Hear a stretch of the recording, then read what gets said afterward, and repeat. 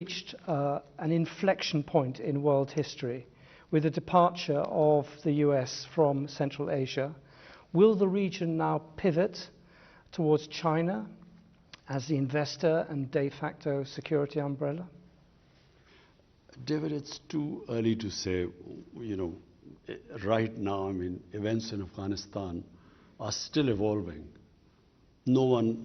People like us don't know where it's going to go. But the US presence no longer there. There's obviously going to be a vacuum. Who's going to fill it? China is obviously the emerging power. But the way we look at it is that, and having spoken to all the regional countries surrounding Afghanistan, everyone thinks that this is a great opportunity because Afghanistan is the trade corridor between all our countries.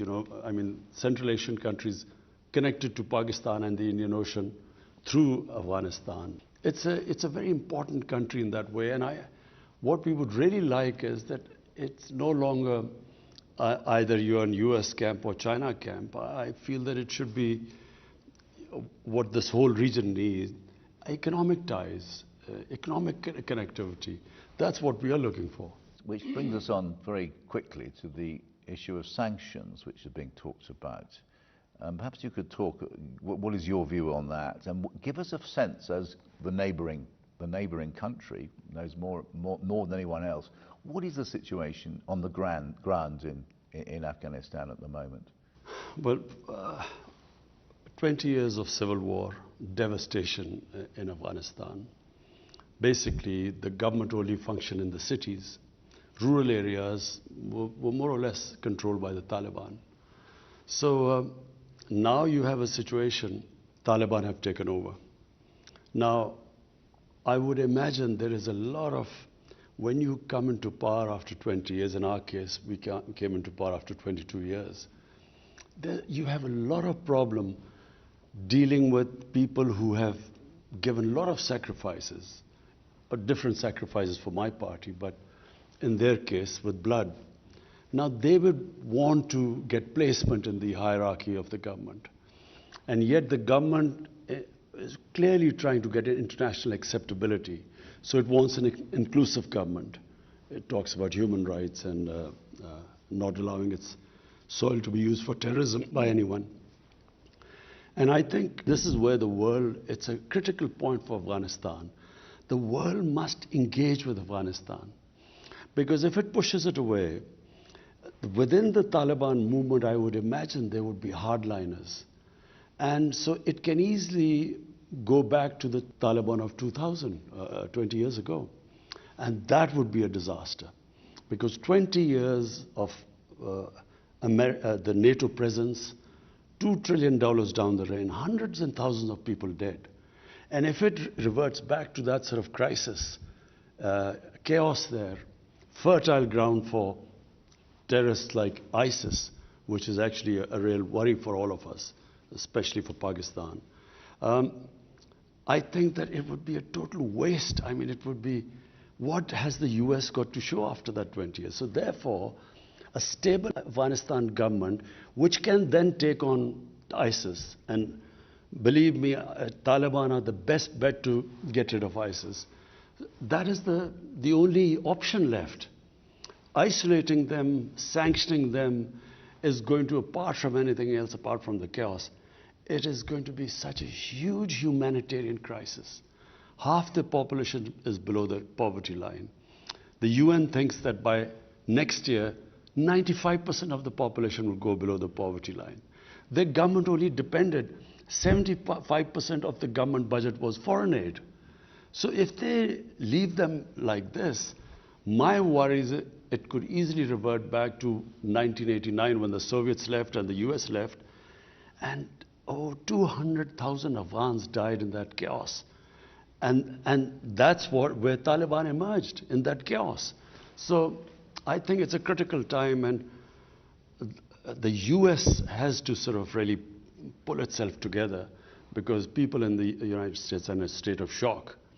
It seems that they were imagining some sort of a democracy or nation building or liberated women, and suddenly they find Taliban back, and I don't think they have sort of found their feet as yet. There's so much anger and shock and surprise. But unless the US takes the lead, we are worried here that chaos in Afghanistan, we are the country which will be affected more after that. What did President Biden say when you put these points to him, as I imagine you will have done? No, I haven't spoken to President Biden as yet. You haven't spoken to President Biden? Well, it's up to him. It's a superpower. You're the next door neighbour to Afghanistan. They've just spent it's in the situation you say.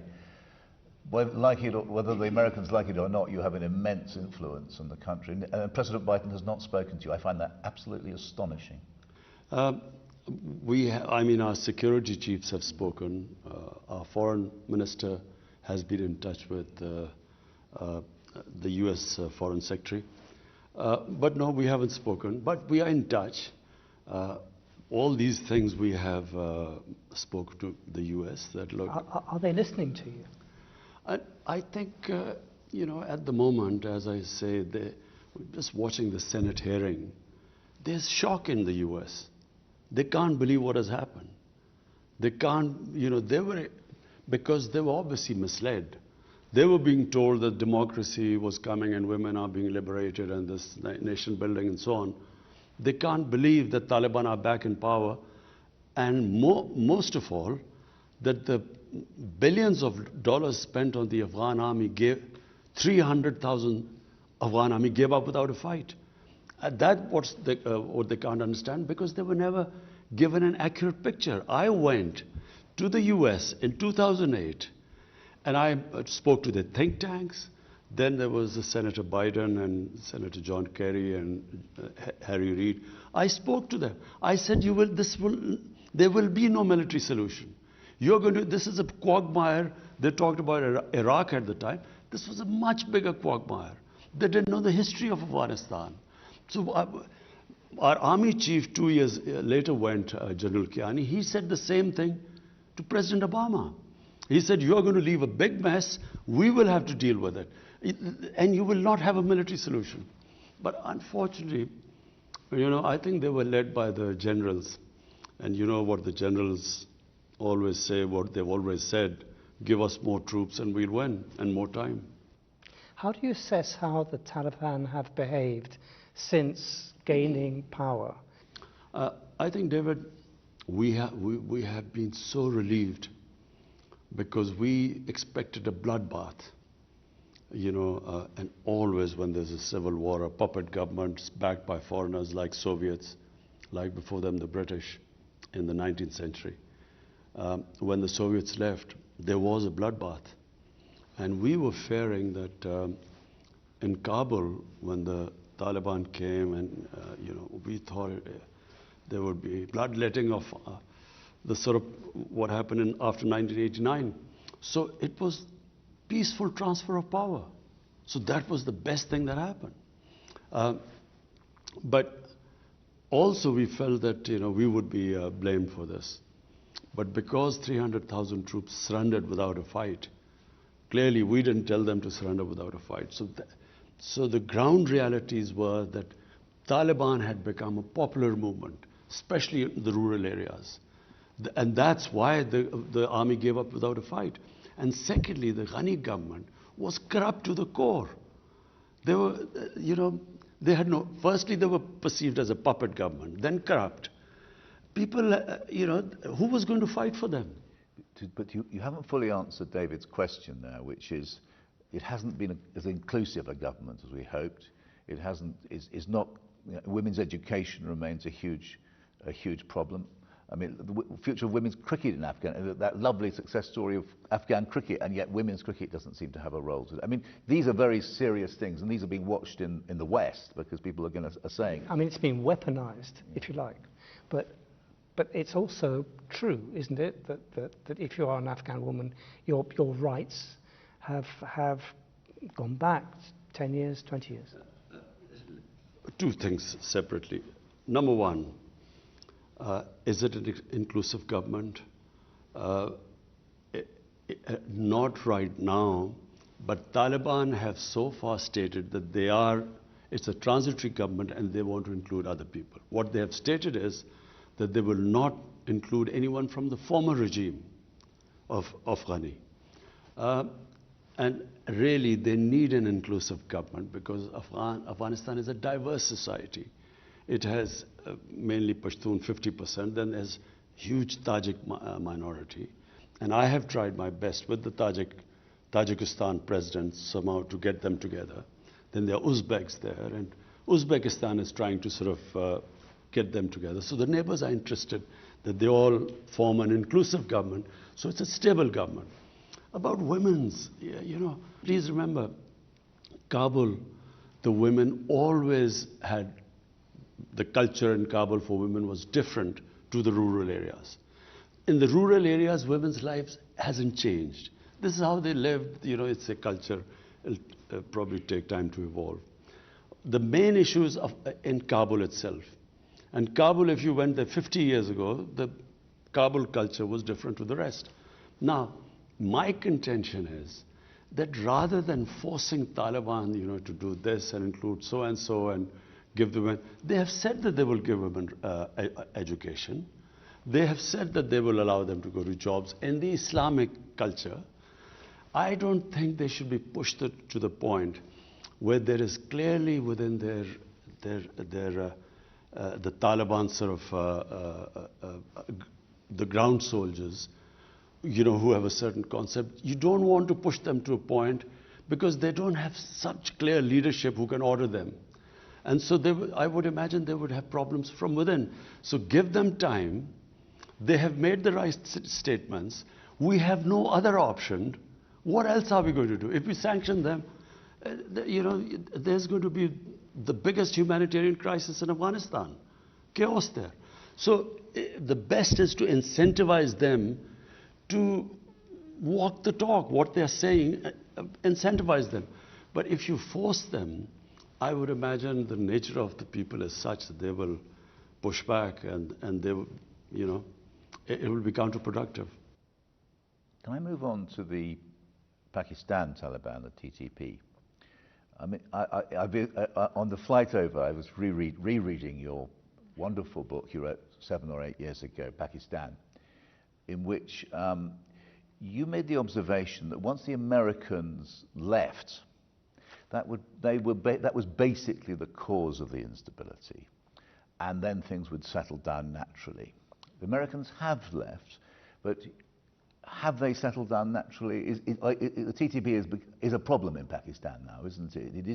It hasn't been solved by the departure of the Americans. Well, let's put it in perspective. What was TTP? TTP were Pashtuns along on the Pakistan side of the border. You know, just for the viewers, Taliban is a Pashtun movement.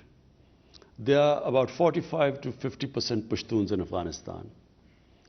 On the Pakistan side of the Durand Line, which was made by the British, are twice as many Pashtuns.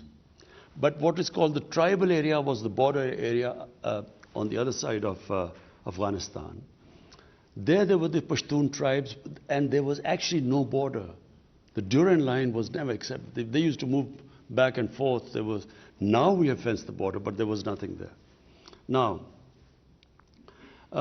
when the US invaded Afghanistan, they removed the Taliban. The Pashtuns on this side were completely sympathetic with the Pashtuns, not because of the religious ideology, but because of Pashtun ethnicity and nationality, which is very strong. So they turned against Pakistan. When we became an ally of the US, they called us collaborators, and they then started attacking the Pakistan state and started calling themselves Pakistani Taliban, which we hadn't had before we joined the alliance. So at one point, there were 50 different groups called themselves Taliban attacking us. There were 16,000 terrorist attacks inside Pakistan. 80,000 Pakistanis died. So as the American footprint decreased, so did this movement. The motivation went down because no longer were we collaborators. And now, clearly, we are no longer collaborators because we are not allying ourselves with anyone which is fighting the Pashtuns. So the motivation has gone down. Now we are trying to talk to those who can be reconciled, because it's from a position of strength. I always believe, you know, all insurgencies eventually end up on the dialogue table, like the IRA, for instance. So now, from a position of strength, we want to talk to them. Because in Afghanistan, the Afghan Taliban have assured us they will not allow them to attack us from Afghanistan side, which the previous government did. RAW, which was the Indian agency aligned with the Afghan intelligence agencies, they helped them conduct attacks. One was the biggest attack against the Chinese nationals here. So now, because the Taliban won't allow them, we now have talked to them who we can reconcile and give up their arms and live as normal citizens. So that's what we're trying. And the ones who, then obviously the government will take action. But I thought the TTP had been solved as a problem, and it's re-emerged, hasn't it, since the fall of Kabul? No, the TTP was always, it had been pushed out of Pakistan. We conducted a huge operation. I've been there. I've seen it. In North Waziristan. And I very much remember presenting a wreath to the 5,000 or more martyrs who fought in that terrible conflict. But you're talking to people who have slaughtered tens of thousands of Pakistanis. It must be very, very tough, that. Remember, Peter, there were about 50 different groups. Motivations of different groups were different. A lot of these TTP were because of the collateral damage. In the Pashtun culture, in the code of honor, if a family member is killed by someone, they have to take revenge. And to take revenge, they used to join the other side. And there were 480 drone attacks in our tribal areas. Imagine the collateral damage that caused. And secondly, the military operations in a tribal area. Whenever army goes into civilian areas, there's collateral damage. In my opinion, in Afghanistan, the Afghan Taliban, one of the Afghan ambassadors told me here, he said most of the Taliban in Afghanistan who became Taliban were because of the collateral damage, night raids, aerial bombardment. Exactly the same situation was here. What is your view of the American use of drones now in Afghanistan? I think it is the most insane way of fighting terrorism. How do you, doing a drone attack in a village, mud huts, and expecting that there won't be other casualties. And a lot of times the drone attacks targeted the wrong people on wrong information. As we saw immediately after the fall, that terrible event immediately after the liberation or the fall, how you carried it. Well, Peter, one of the reasons which sparked off, there were two attacks which sparked off insurgency, so-called Pakistan Taliban. One was in 2004 where they bombed some people who they thought were militants but were actually our own tribal people. And the next day they bombed the funeral where there were a lot of people gathering, and that's what sparked off anger there. Then they bombed, killed 80 people and said that they were all terrorists. They announced that they had killed 80 people. Turned out they had bombed a school and 80 children had been killed. So, and then a few days later, one of the parents then did a suicide attack in one of our army academies and killed 50 recruits. So this is how I've been there, yeah. And this is how it just multiplied. So, the more collateral damage, the militants grew. And exactly same thing happening, night raids, humiliations, going into people's houses, not knowing their culture, and then aerial bombardment. So the Americans say to you, can we have a base in Pakistan to launch attacks on ISIS? What will you say? I think that they don't need a base here because we do not want to be part of a conflict again. Pakistan was the biggest collateral damage of Afghanistan. By joining the US, no country paid such a heavy price as us. 80,000 Pakistanis died. Our economy was devastated. $150 billion lost to the economy. It was called the most dangerous place in the world. Cricket teams refused. Investors refused to come. Our currency lost half its value by 2008. So 3.5 million people internally displaced. We suffered because of that. And then rather than being appreciation for this, a country which had nothing to do with 9/11, which paid such a heavy price, we were actually scapegoated. Even now in the Senate hearing, they talk about Pakistani safe havens.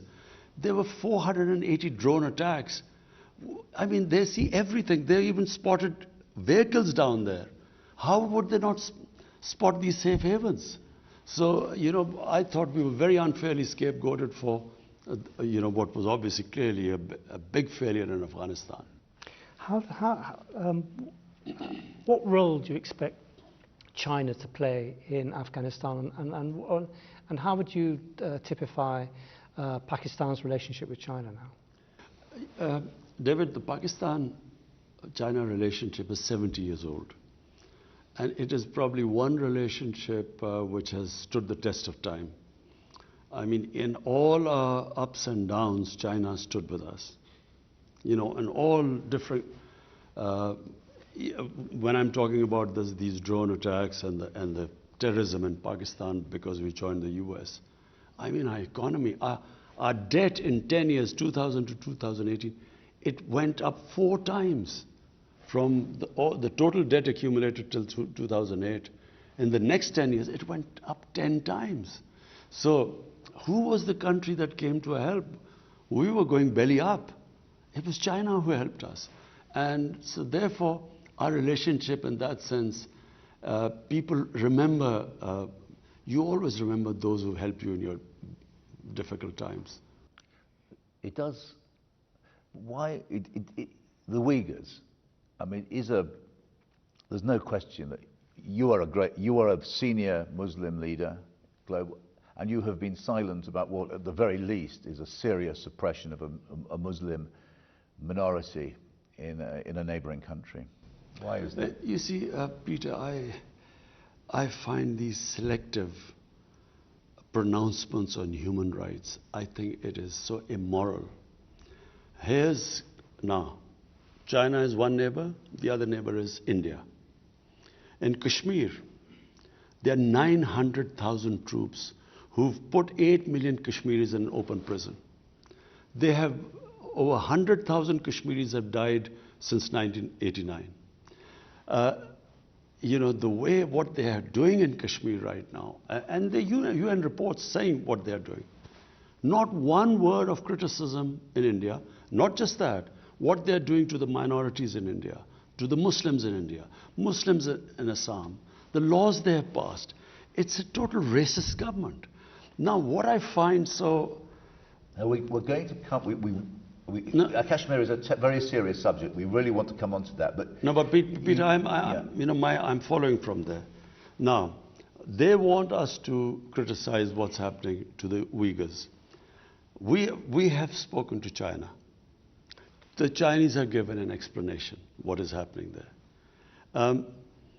And our relationship with China is such that we have an understanding that between us we will talk to each other, but behind closed doors, because that's their nature, their culture. We do not talk about it in public. But in public, all I want to say is that why is there not such indignance about what is happening in Kashmir by the same countries that want us to talk about the Uyghurs? And my second point was also is, Peter, that the whole Muslim world is in turmoil. You go on from Syria to Yemen to everywhere, the Muslims dying.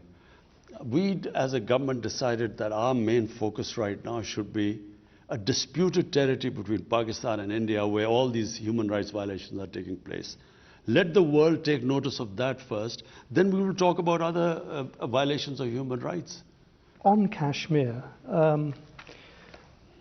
the world seems to regard Kashmir as a Pakistan national interest.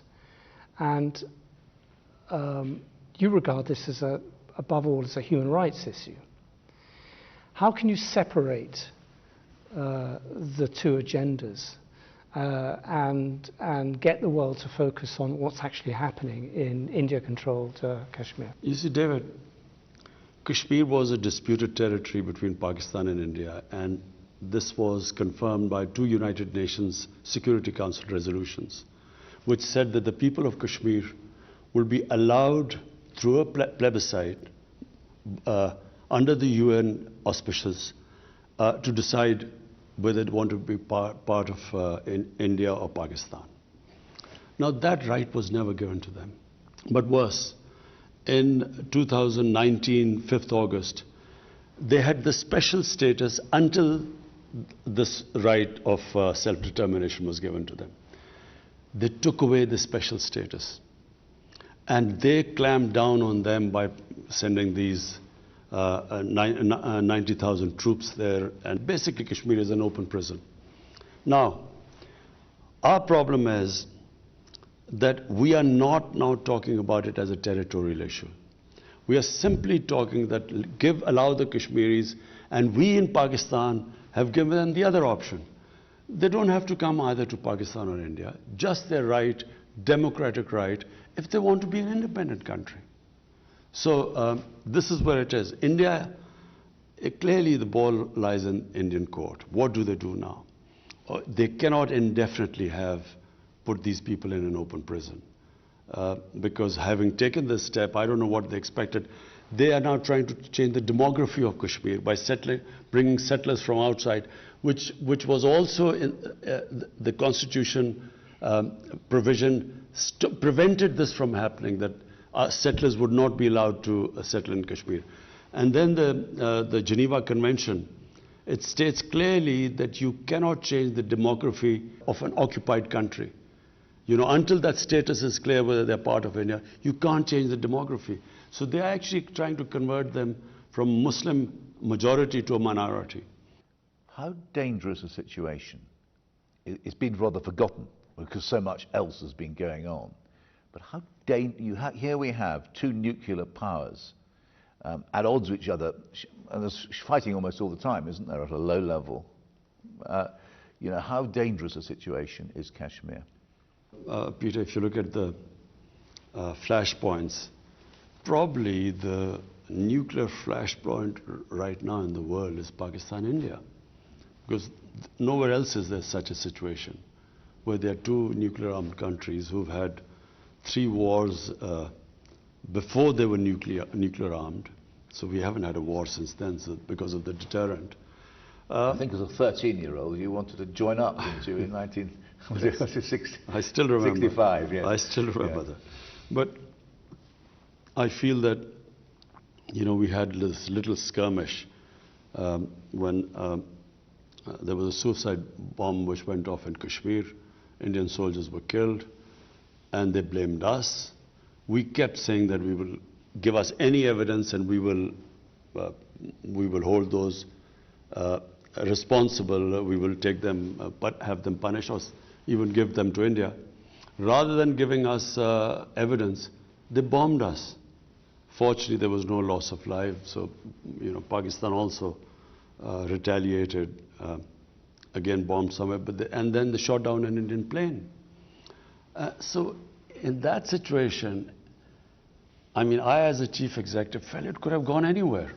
We immediately returned the pilot, you know, was shot down to cool down things, because once 2 nuclear armed countries get into the situation like we did, it can go anywhere. So I think I actually addressed the United Nations too, and told them that, look, you came into being to stop this sort of thing. There's an unresolved issue. It's your own Security Council resolution. In East Timor, the people were given the right. They passed a resolution. They were given a right to decide the destiny, plebiscite. They became independent. Why not Kashmir? And unfortunately, it's because of once, you know, if you're big enough, you have a huge market for other goods, that gives you the leverage actually to get away with, you know, which East Timor could not get away with. Can I ask you, all this seems incredibly familiar to Palestinians, what's happening to Indian-controlled Kashmir. It's almost as if Israel has given India the template, although that's probably a very crude way of putting it. But how dangerous is the liaison between Israel and India right now? I feel that, well, they are very close, you know. I mean, should we read anything into it that Narendra Modi visits Israel and then he comes back and clamps down on Kashmir, and, you know, the events of 5th August 2019, do we think that he got his instruction from there? Because that's what Israel has done. They have just built such a strong security apparatus, and they just crush anything. They will send people in, they will kill, assassinate, and then they have total immunity. They, whatever the United Nations General Assembly says, they have complete confidence in the veto power which the US has in the Security Council. So they get away with anything. And I feel that India feels, because now it is being used, or it is considered a bulwark against China, they are now part of the Quad. I feel it's the same thing. India can get away with anything. My whole point is that when they ask us to comment on human rights elsewhere, the worst human rights violation is in Kashmir. Nowhere, maybe in Israel, but nowhere are things as bad as they are in Kashmir.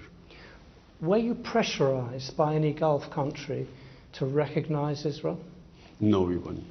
No one pressurized us. In any case, Pakistan is a democratic country. There's no way we can take a decision without carrying our people with us. So there was at no point did someone whisper in your ear and say, why don't you join? This is the incentive for joining the Abraham Accords. No one did. I wonder if I could change the subject and quote what I think are very prescient words from your book about Islamophobia in Europe. The ascent of right-wing anti-immigration parties in Europe, the misleading and sometimes downright sensationalist reporting against Muslims in the right-wing Western media, France's ban on the burqa, and so on. Nothing's got any better, has it over the last 7 years since you wrote those words? Peter, look, the problem is, and I blame the Muslim leadership for this too. So first, why did the Muslim leadership allow terrorism and Islam to be connected? What has Islam got to do with terrorism? Just now, this Indian variant of this COVID-19 came across, devastating the world. But the Indians said, look, don't call it Indian variant, call it Delta variant. Well, quite right, because why should any virus be associated with any nation? Similarly, why should terrorism be associated with any religion? No religion would promote terrorism. So after 9/11, connecting Islam and terrorism, and then saying radical Islam, as if there's some radical Islam which promotes terrorism. There is only one Islam, and that is of our Prophet Muhammad, peace be upon him. In Muslim communities, like every human community, they are moderates, they are radicals, they are liberals. If I first went to Britain, when I first went there were these guys called skinheads. They would beat up people who was a Paki. They would beat them up. Imagine if I looked upon the British societies through what the skinheads were doing. You can't define a religion or a human community by just concentrating on their extremes. So these people are like, we have our fanatics, like the gunman who walks into New Zealand walks and shoots down 50 worshippers. So when you say radical Islam, so for the man in the street in the West, how is he going to distinguish between a moderate Muslim or radical Muslim? How does he distinguish? So all Muslims become a target. This is what Islamophobia is. After 9/11, any incident happened, because I would spend more time in Britain because my children were young there, so I would go and see them. And it was like people would pray when some terrorist attack took place. Immediately the Muslims would pray, I hope it's not a Muslim, because everyone got branded. After 9/11, I never forget, this journalist called me up and he said, aren't you ashamed of being a Muslim? 1.3 billion people responsible for 19 fanatics or terrorists. I think I'm right in saying that was Martin Bashir who rang you up. Yes. not the best of the journalists. But he called me up. I was so shocked by it. So this is the problem, what has happened. What is Islamophobia? People do not realize radical Islam, moderate Islam. I mean, in the Western, how does a man in the street? So all Muslims then, and especially anyone who has a sort of symbol of Muslimness, like wearing a head cover or a beard, although by the way, beards have become quite fashionable now. I hear everyone trendy wears a beard now. But so they became targets and they got insulted. I'm not talking about people who got beaten up or, killed. I'm talking about normal people being abused in the streets in the Western countries just because they look Muslim. So I think it was very unfair. We Muslim leaders should have talked about it, de-linked Islam and terrorism. And secondly, there's this other thing which started with Salman Rushdie. People in the West do not treat religion like we do. They cannot understand the love, respect, reverence we have for our holy prophet, peace be upon him. People love him more than anything. Respect and love for him is paramount in our religion. I know how, religion is treated in the Western countries. When I went, there was this Monty Python's flying circus about Jesus Christ, life of Brian, and I was so shocked. I had never seen anything like that. But people in the West would say that is a difference between the Muslim world, I've heard them say, and the West, i.e. the West supports free speech and Muslims don't. And but Peter, that's what I'm trying to say. So I know the difference. I know how the West treats religion. But I also know how they live their religion and the place of the Holy Prophet. They can't understand it because of their view. So it was up to us to make them understand. That look, you can write, there's so many interpretations of the life of the Prophet, Western interpretations, no one comments on it, but don't ridiculous him, don't mock him, don't insult him, which is what Salman Rushdie did, and the West didn't realize. But what he said was the most insulting thing for Muslims. It was the most, it is the most degrading thing to the things he said about our Prophet. Therefore, it was a question of we Muslim leaders should have explained to the West that, look, just like, and I quote this, Holocaust, it caused a lot of pain to the Jewish community. So, even interpretations which do not, which are not misinterpretation of Holocaust, I mean, there are countries in Europe where there's a jail sentence for that because it causes pain to them.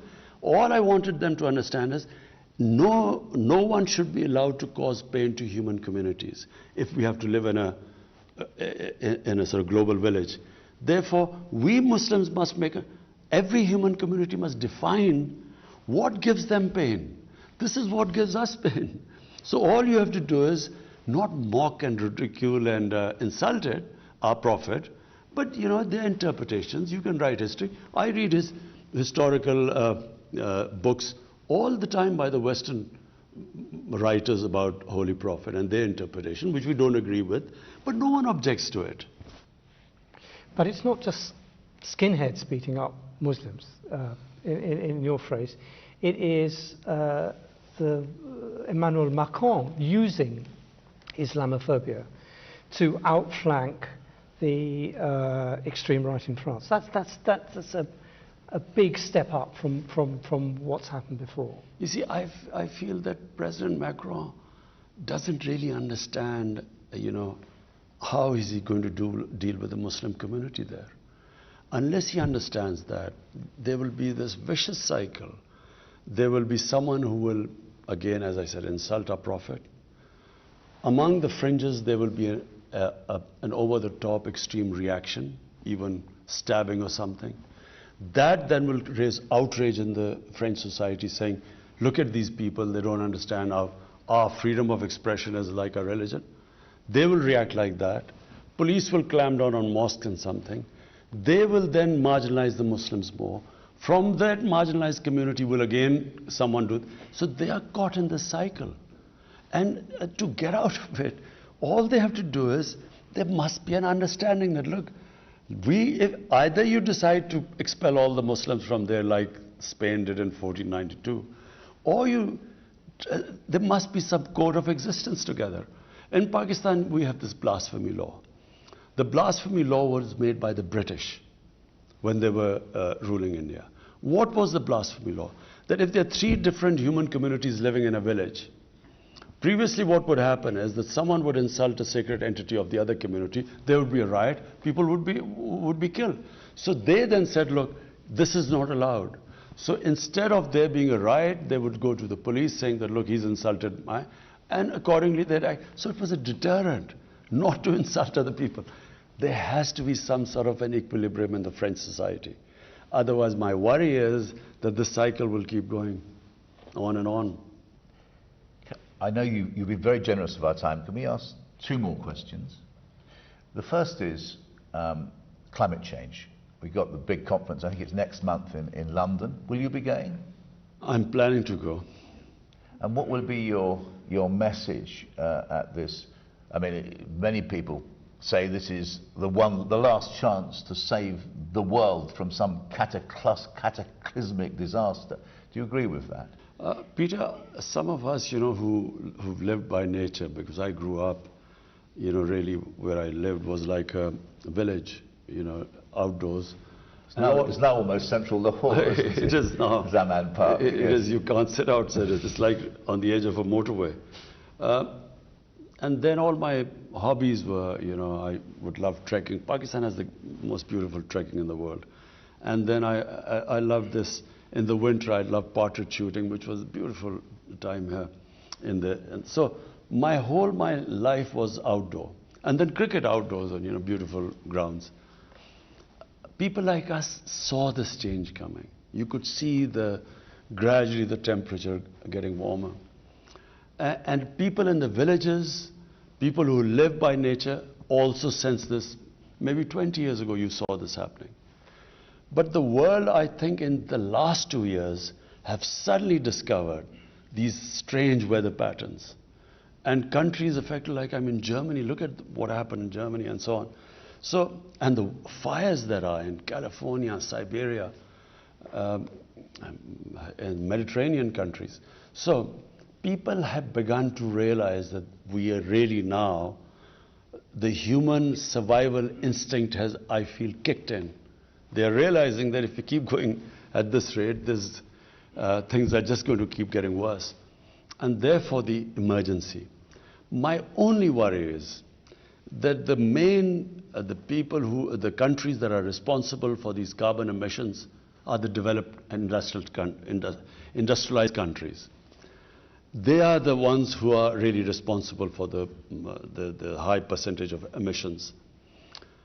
But I feel that they are making the right noises, but they are not willing to take the hard decisions because it is going to be difficult. When you change to renewables, it's going to be difficult, a little painful.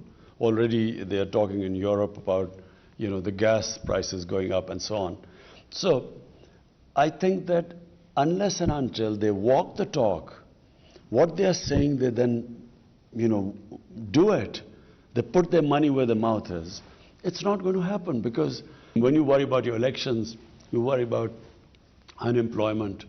And with Donald Trump, he was quite forthright. He didn't even hide behind any euphemisms. He pointedly, for him, progress, growth rate, jobs were more important than climate. Now, unless climate becomes more important than this, I'm afraid we will have a lot of conferences, but for electoral purposes, people will make the right noises. But what do you want COP26? I think it's COP26 to do. Well, for a start, look, it has a financial cost. If you want to really make an impact, you have to spend money on that. So clearly, countries like us, we're punching above our weight. We're planting 10 billion trees in this country. 10 billion now. 10 billion. We started 1 billion. We achieved that. We planted 2.5 billion right now. We are on our way to 10 billion.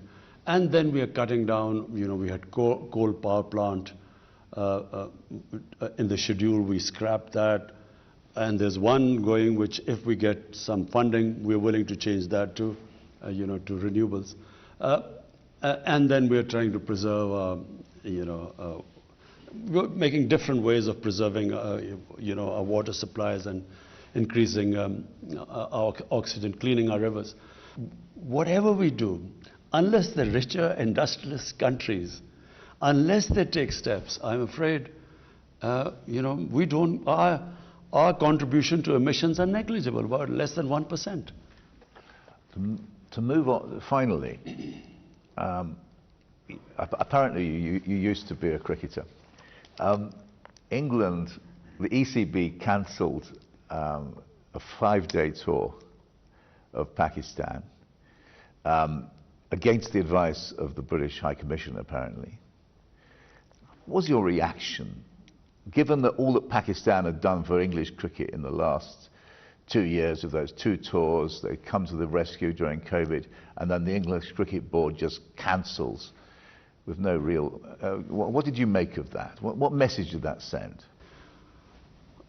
Well, I've seen the evolution of Pakistan-England cricket ties over the years and with the other countries. I think that there is this, still this feeling in England that they do a great favor to play with countries like Pakistan. One of the reasons is that obviously the money is a big player now, for the players as well as for the cricket boards. Indian Cricket Board now is the richest cricket board in the world. The money lies in India. So India basically now controls world cricket. I mean, they do whatever they say go. No one would dare do that to India, because they know that the sums involved, India can sort of produce much more money. So therefore, I felt that it was, I think England let itself down. I didn't criticize, I didn't say anything. But I think England let themselves down, because I expected a bit more from England. I did not expect them, just unilaterally without even consulting anyone. And of course, the biggest worry of protection of the foreign teams is for us. Imagine if something happens in Pakistan to a team, we are responsible. And we have one of the best intelligence agencies in the world. So I checked thoroughly. We had completely secured everything. I mean, even the New Zealanders, they got scared and they left. But in the end, I didn't really comment on it. I think the teams let themselves down. I think New Zealand let itself down by just from the stadium cancelling a tour on something which we know was a fake news, which was initiated by some Indian through Singapore. We know that.